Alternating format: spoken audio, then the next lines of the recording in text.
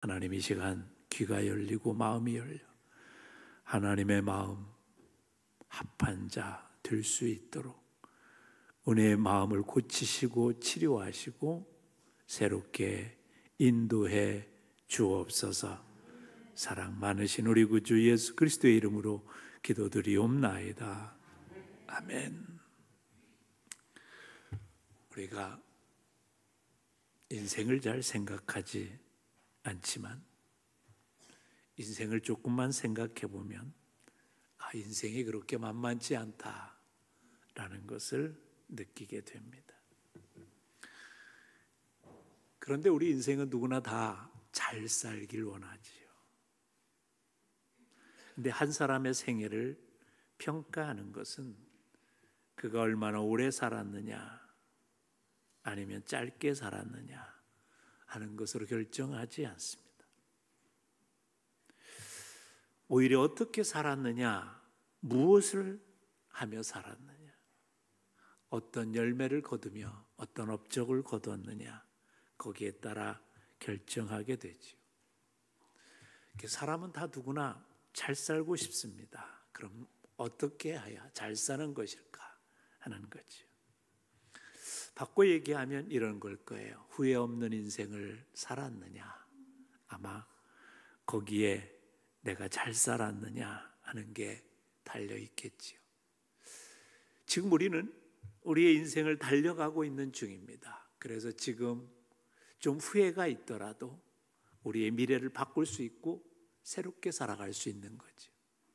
그런데 만약에 불행한 것은 우리가 마지막 순간에 이제 죽음이 다가왔을 때 그때 후회하는 인생을 살았다고 고백할 수밖에 없다면 그 인생은 슬픈 인생이 될 것입니다.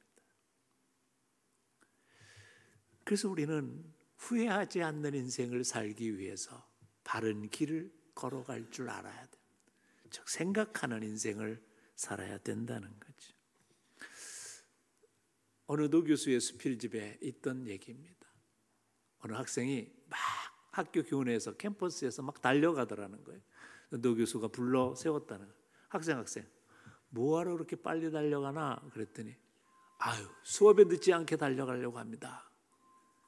그래서 마침 안면이 있는 그런 학생이기 때문에 물었다는 거예요. 야, 그렇게 수업에 늦지 않아서 뭐하게? 좋은 학점 받으려고 그랬지요. 그래. 좋은 학점 받으면 뭐하게?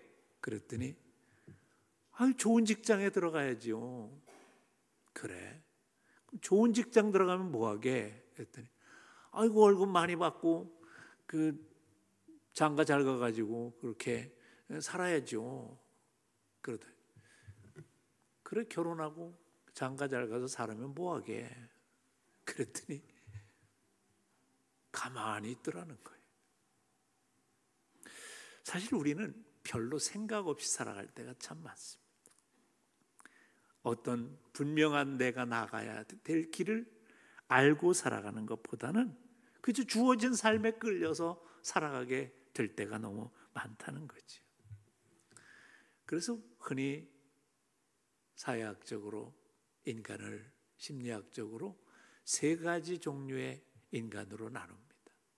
첫째는 뭐냐면 생존지향적인 인생이 있다는 거예요. 먹고 사는 문제, 거기에 달려서 사는. 두 번째로는 성공지향적인 인생이 있다는 거죠. 세상에 어떤 목표를 잡고 그 성공하려고 하는 가치지. 세 번째는 의미지향적인 인생이 있다는 겁니다. 여러분은 어디에 속하는지 모르겠어요. 첫 번째 부류인 생존지향적인 인생은 먹고 사는 문제가 모든 삶의 가치에 달려 있는 거죠. 그래서 이런 얘기가 있지요. 제가 한번 물어볼게요. 먹기 위해서 삽니까? 살기 위해서 먹습니까?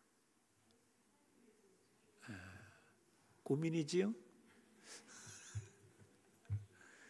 살기 위해서 먹어야 되는 거예요, 사실은.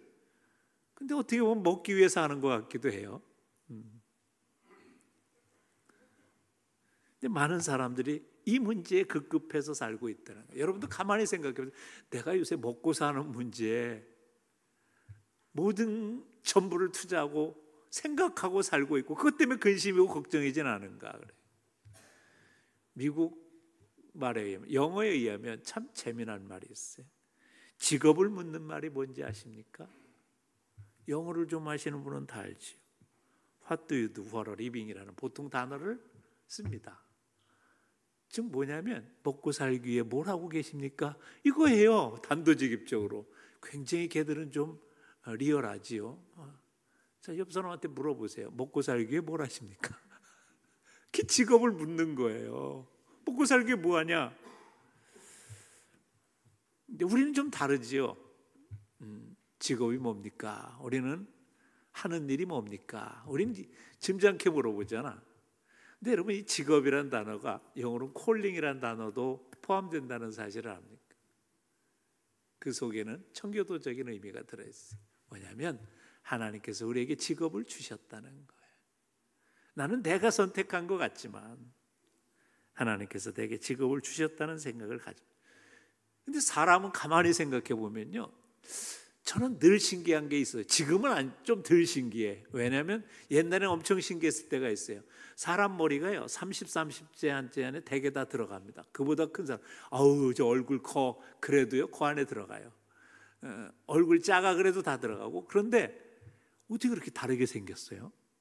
신기하잖아요.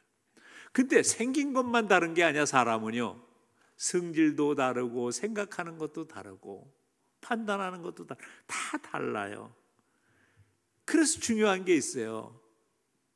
심지어는 이거예요. 같은 배에서 자녀들이 나왔어. 5이 나오면 이 5, 7이 나와도 이상하게 그 자녀들이 다 달라.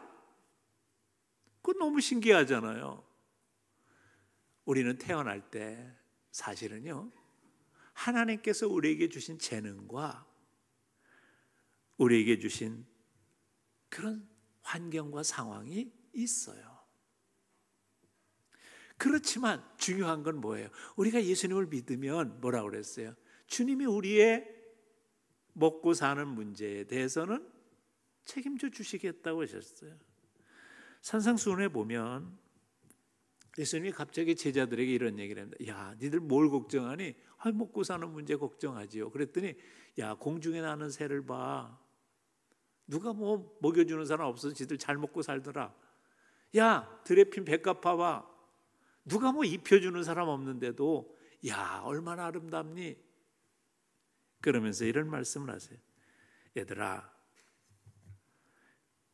염려하여 이르기를 무엇을 먹을까, 무엇을 마실까, 무엇을 입을까 하지 말라. 이는 다 이방인이 구하는 것이다. 이방인은 누구예요? 주님을 모르는 사람들이 구하는 거다. 너희는 하늘 아버지께서 이 모든 것을 너희에게 있어야 할 줄을 아시느니라. 주님이 아신다는 거예요. 그러니까 하나님의 방법으로 살아가면 하나님이 먹고 마시는 문제를 해결할 수 있도록 인도하신다는 거예요.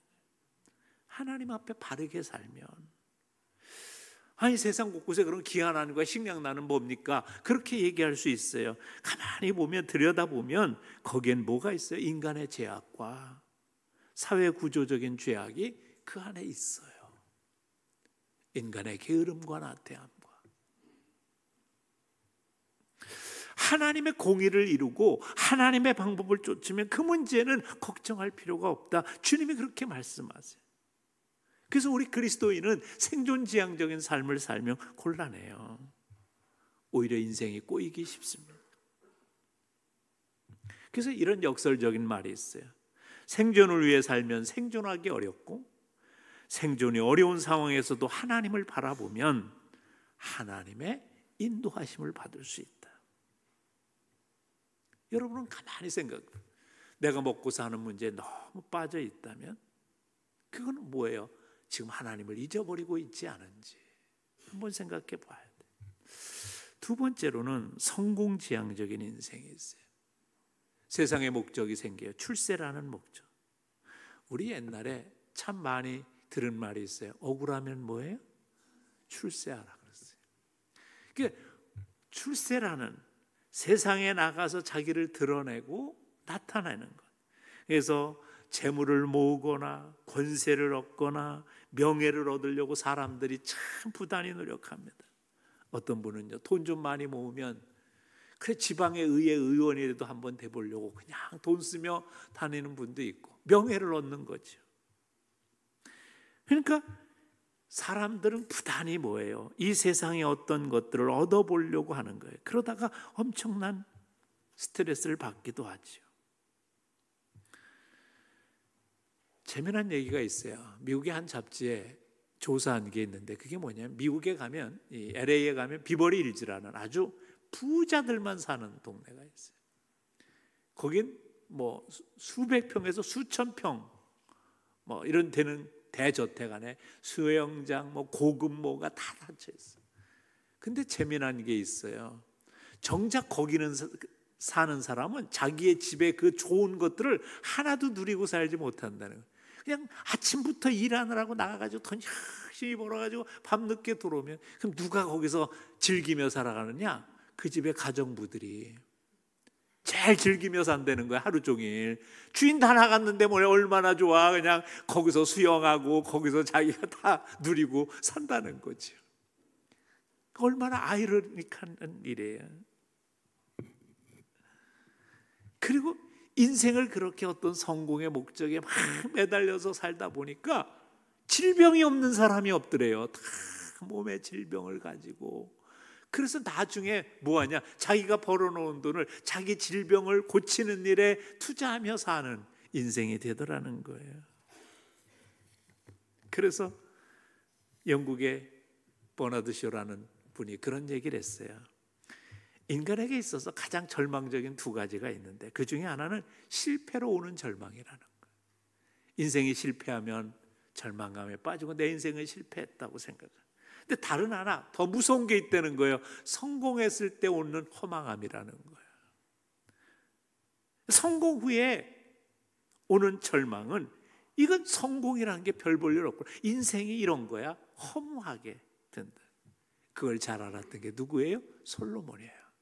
세상의 부귀영화 다 누리고 쾌락을 다 가져봤던 그 솔로몬이 헛되고 헛되니 모든 것이 헛되도다 고백할 수밖에 없던.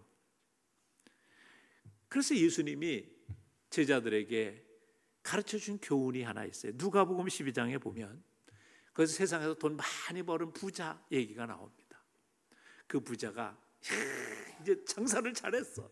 사업도 잘해가지고 야 이제 창고를 막 수없이 지고 거기다가 곡간과 금은 보화를 다 쌓아놨어. 그리고 나선 그거 쳐다보니까 너무 흐뭇한 거야. 야, 내 영혼아 평안하자. 이제 나 이제 평생 이거 먹고 잘 살겠다 그랬다는 거지요. 그랬더니 주님이 그때 한 말씀 뭐라고 하시냐면, 내 영혼에게 이르되 영혼아 여러 해 쓸 물건을 많이 쌓아두었으니 평안히 쉬고 먹고 마시고 즐거워하자 하리라 하되, 그 다음에 뭐해? 하나님이 이르시되 어리석은 자여 오늘 밤에 내 영혼을 도로 찾으리니 그러면 내 준비한 것이 누구의 것이 되겠니? 자기의 생명을 자기가 어쩔 수 없어요. 인간 숨만 끊어지면요, 우리나라 말에 참 좋은 게 많아. 숨 끊어지면 끝이에요. 몰라서 그렇지. 그래서 우리나라 말에 참 이런 말이 있어요. 씁쓸한 말인데 살만하니 죽네. 얼마나 많이 들어보셨어요? 전 참 많이 들어. 아유 그 양반 좀 살만하니 죽네. 얼마나 허무한 건지. 성공을 위해 달려가느라고 그냥 다 희생하고 다 그냥 자기를 학대하고 그렇게 살았는데 결국에 가서는 살만하니 죽는 거예요. 그게 인간이라는 거죠. 오늘 예수님은 그 얘기를 가르쳐 주십니다. 야고보 사도도 이런 얘기를 했어요.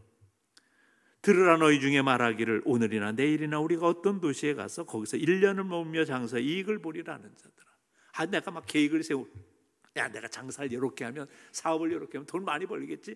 막 그렇게 계획을 하는. 그때 14절에 이런 말씀이 나옵니다. 내일 일을 너희가 알지 못하는도다. 너의 생명이 무엇이냐? 너희는 잠깐 보이다가 없어지는 안개니라. 네 생명을 네가 어찌할 수 없어. 그래서 잠언서는 지혜서잖아요. 거기에 이런 말이 나는 거예요. 사람이 아무리 계획할지라도 그 걸음을 인도하는 자는 하나님이시다. 그래서 세상의 성공, 세상의 욕심, 세상의 것을 쫓아가는 것 의미가 없게 된다는 거예요. 그래서 우리는 뭐예요? 가장 중요한 것을 챙겨야 돼요. 그게 뭐예요? 우리의 영원한 안식, 영원한 평안을 찾을 수 있어야 돼요. 그래서 육적인 죽음만은 슬픈 거예요. 그러나 영적인 죽음이 있다면 그건 되돌릴 수 없는 거라는 거예요. 그래서 여러분, 오늘 내가 혹시 생존지향적인 삶에 근심하고 걱정하는지, 아니면 어떤 성공지향적인 삶에 빠져서 그것을 이루려고 몸부림치며 살아가고 있지 않은지 구분해봐요. 어느 날 인생에 지친 한 여인이 예수님을 만나게 됩니다. 예수님께서 사마리아 지방을 칠 때 우물가에 있었는데 한 여인이 남들 다 자는 시간에 물을 길르러 와. 이거 뭔가 피곤한 인생이야. 사람 눈치 피하고 살아가는 사람이니까 예수님이 그에게 물을 달라고 얘기합니다. 그자 대화가 시작됐어요. 예수님께서 근데 그 여인에게 이렇게 말합니다. 야, 영원히 목마르지 않은 물이 있단다. 그 물을 마시면 영원히 목마르지 않을 거야. 이 물은 다시 목마른 것이다. 그러면서 예수님이 그 여인과 대화, 이 여인은 사실요 인생의 행복을 쫓아서 남자를 5번이나 가로본 여자예요. 여러분 2000년 전에 남자 5명 공식적으로 가른 사람 별로 없어요. 우리나라에 누가 있을까? 옛날에 유명한 여배우였던 김지미 정도 돼야 되나? 뭐 엘리자베스 테일러 근데 이 여인은 그랬던 여인이에요. 진짜 어떻게 보면 인생의 성공과 인생의 행복을 위해서 자기의 인생을 힘을 다해 투자했던 사람이에요. 그런데 행복이 없었어요. 그때 예수님이 말씀한, 애야, 인생의 성공을 위해 출발하지 말고 영원히 목마르지 않는 비밀, 영원한 가치를 쫓아가는 삶을 네가 살 수 있어야 된다. 거기서 그가 뭐예요? 예수님을 만납니다. 그리고 영원한 생명을 얻는 기쁨을 얻자. 그가 사람들을 회피하고 사람들을 향해서 도망치던 삶을 살았는데 이제는 그들 앞에 나가서 내가 인생을 새롭게 사는 방법을 알았다. 내가 참 기쁘다. 내가 기쁜 인생 너희도 갖길 원한다. 여러분, 우리가 정말 하나님을 믿고 하나님의 자녀가 되는 축복을 얻었다면 이제 영원한 가치를 위해서 살아갈 줄 아는 의미지향적인 인생을 살 수 있어야 돼요. 그래야 가치가 있고 세월을 살아가서 마지막 순간에 후회하지 않는 인생을 살아갈 수 있게 되는 거죠. 오늘 본문에 보면 그런 주인공이 등장합니다. 바로 모르드게와 에스더. 오늘의 본문은 페르시아라는 나라, 그 나라에서 일어난 일이에요. 이스라엘 백성들이 포로로 잡혀갈 때 바벨론에 끌려갔어요. 근데 바벨론이 멸망하고 바사 나라, 페르시아 나라가 생겼어요. 근데 모르드게와 에스더는 포로로 끌려갔던 사람들입니다. 얼마나 힘들고 어렵게 살았겠어요. 근데 더구나 에스더라는 여인은 부모가 일찍 돌아가셔서 사촌 오빠인 모르드게 손에 자라난 그런 여인입니다. 참 어떻게 보면 슬픈 인생을 가지고 살고 있어요. 그런데 어느 날 왕비를 간택하는 그런 공고가 나고, 올로 얘기하면 미인대가 일어난 것 같아요. 전국에 있는 미인들이 다 모였는데 거기서 뭐만 바뀌어요? 미모만 바뀌었어요. 덕도 보고 뭐 지성도 보고 다 바뀌었지. 그래서 뽑혔어요. 왕이 보기에 이 여인이 최고다. 아마 여러 명이 후보로 올라갔을 거예요. 그래서 뽑힌 사람이 누구요? 에스더였어요. 이건 어떻게 보면 왕족이 아니고 귀족도 아닌 곳에서 뽑힌 여인은 이건 특별한 은총인 거예요. 이건 기적인 거죠. 우리가 그런 거 알잖아요. 신데렐라라는 거. 그래서 다 여인들은 신데렐라가 되길 원하잖아요. 자기가 탁 해서 어느 날 갑자기 그 멋진 왕자가 탁 나타나가지고 그에서 왕자의 부인이 돼가지고 한 나라를 다스리는 부귀영화를 얻게 되는 거예요. 근데 신데렐라는 뭐예요? 결혼해서 잘 먹고 잘 살았다, 끝. 그거예요. 근데 에스더는 거기에 머무는 게 아니에요. 뭐예요? 의미 있는 인생을 살았다. 가치를, 영원한 가치를 가지며 살았다. 모르드게와 에스더는 다른 사람들과 다르게 하나님을 경외하면서 영원한 하나님의 나라의 가치를 가지며 살고 있었던 사람. 그런데 오늘 본문에 한 가지 사건이 생깁니다. 당시 페르시아 나라, 바사 나라에 실권을 가지고 있었던 총리가 하나 있었어요. 그게 하만이라는 사람. 이게 아마 권력을 잡으니까 좀 거들먹거렸던 것 같아요. 실세니까 착 하는데 모든 사람이 막 그 앞에 가면 머리를 조아리고 막 굽신굽신 거리는데 성전에 문지기 하는 장이 모르드게라는 사람인데 이 사람은 굽신 안 거리는 거야. 그러니까 평소에 이렇게 저 건방지게 저게 나한테 굽신 안 거려? 그런 감정이 쌓였겠죠. 그럼 그 감정이 쌓이자 이제 사소한 감정이 뭐가 되냐면 미움이 되고 저놈 죽여야 되겠다. 여러분 모든 미움과 원망의 근거는 사소한 것에서부터 시작되는 거예요. 그래서 저놈이 누구야? 유대인들 아주 저놈들을 그걸 하나 모르드게를 탁 찍어서 죽이면 치사하다는 소리를 들을 테니까 왜 죽였냐? 자기한테 굽신굽신 안 거려서 그러니까 민족을 죽이려고 해요. 저거 포로로 잡혀온 놈들인데 저것들이 우리 안에 들어와서 뭘 잘하는 게 있어. 그래서 히틀러가 유대인을 다 2차 세전 때 죽이려고 했듯이 이 하만도 유대 민족을 다 죽이려고 했어요. 얼마나 심각했냐면 유대인들이 크게 애통하며 금식하며 울며 부르짖고 굵은 베옷을 입고 그렇게 슬퍼했다는 기록이 4장 3절에 나옵니다. 그런데 에스더는 이 소식을 모르고 있었어요. 왜? 왕궁에 있었기 때문에. 근데 어느 날 에스더가 모르드게를 생각해서 옷을 보냅니다.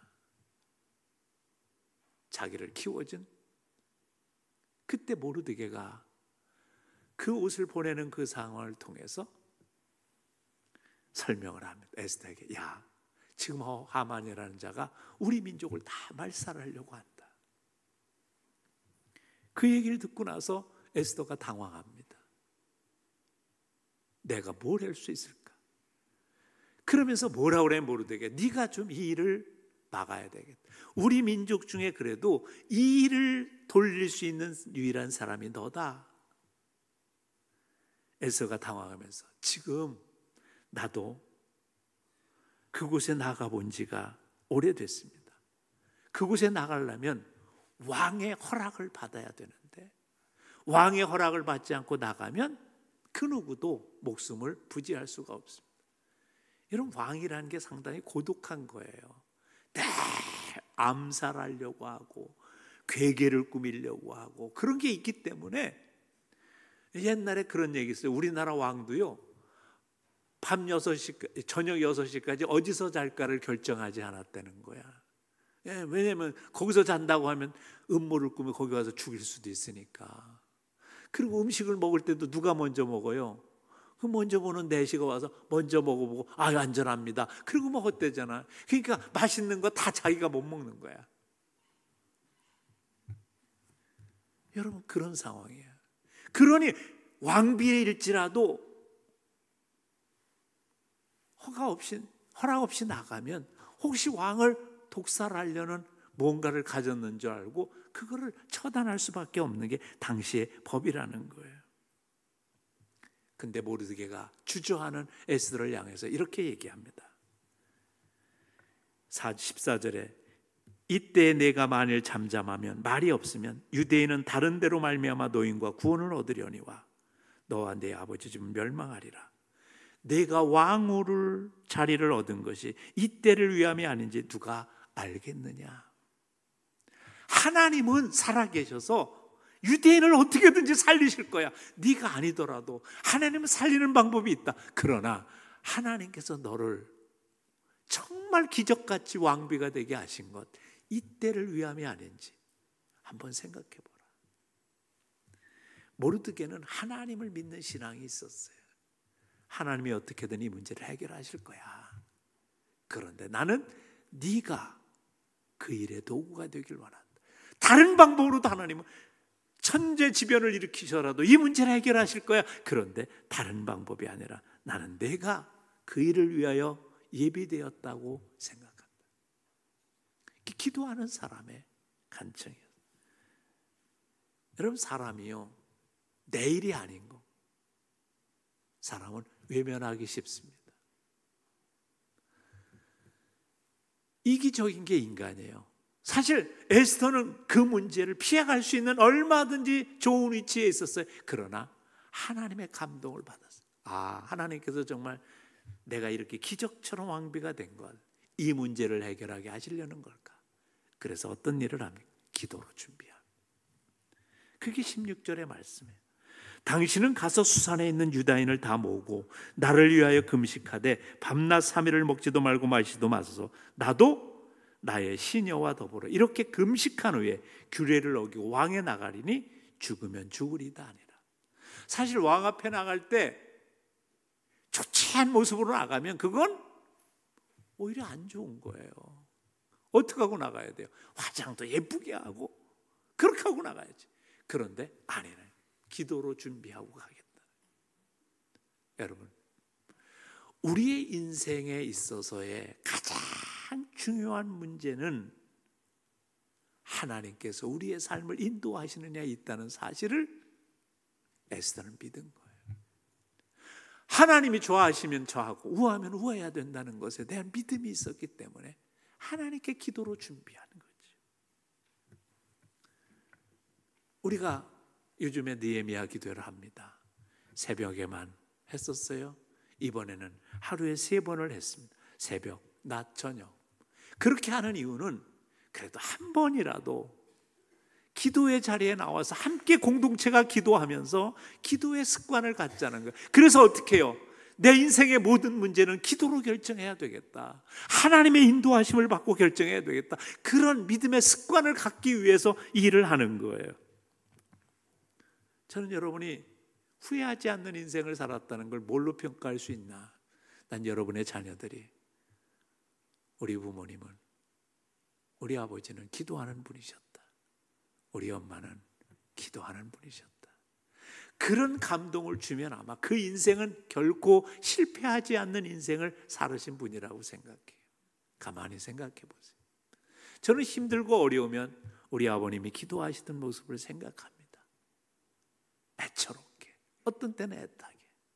그래서 인생이 힘들고 어려우면 저도 모르게 기도하게 됩니다. 하나님 도와주세요. 하나님이 내 삶을 인도하셔야 내가 온전해질 수 있습니다. 전 그래서 여러분의 추도식에 제가 초대될지 모를지 모르지만 가면 여러분의 자녀들이 저한테 아마 이런 말을 할 수 있으면 제일 기쁠 거예요. 우리 아버지는 기도하는 분이셨어요. 우리 어머니는 기도하는 분이셨어요. 기도로 결정하는 분이 실패할 리가 없거든요. 에스더가 기도로 결정하고 나니까 어떤 일이 나요? 하나님이 역사하시기 시작해요. 초췌한 얼굴로 왕 앞에 나갔는데 왕이 그를 사랑스럽게 봤다는 거예요.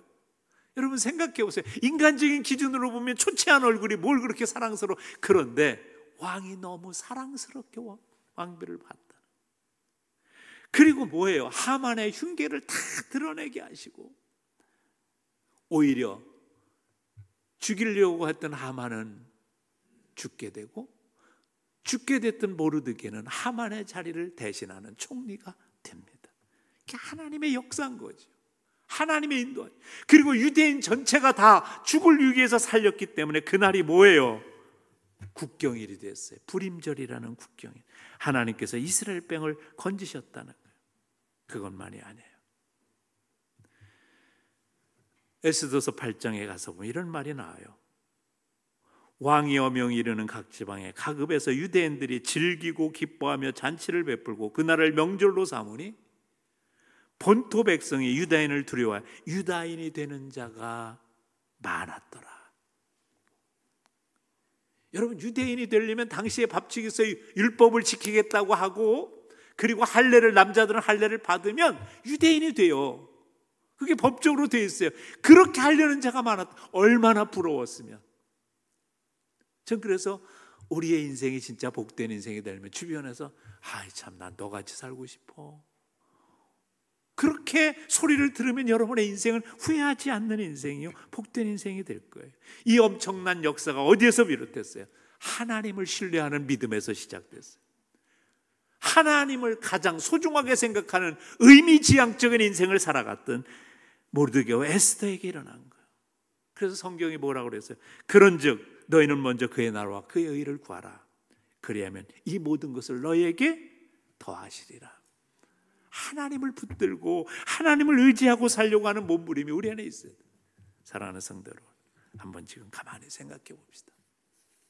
나는 지금 생존지향적인 인생에 헤매고 있지 않은지, 아니면 성공지향적인 인생에 답답함을 가지고 있지, 아니면 정말 모르드게와 에스더처럼 영원한 가치에게 하나님을 신뢰하는 것에 우리의 삶을 둔 의미지향적인 인생을 살고 있는지 점검해 보시고, 여러분의 삶을 정말 에스더처럼 하나님의 기적과 하나님의 역사와 하나님의 축복을 경험하며 사는 후회하지 않는 인생이 되시길 주님의 이름으로 축복합니다.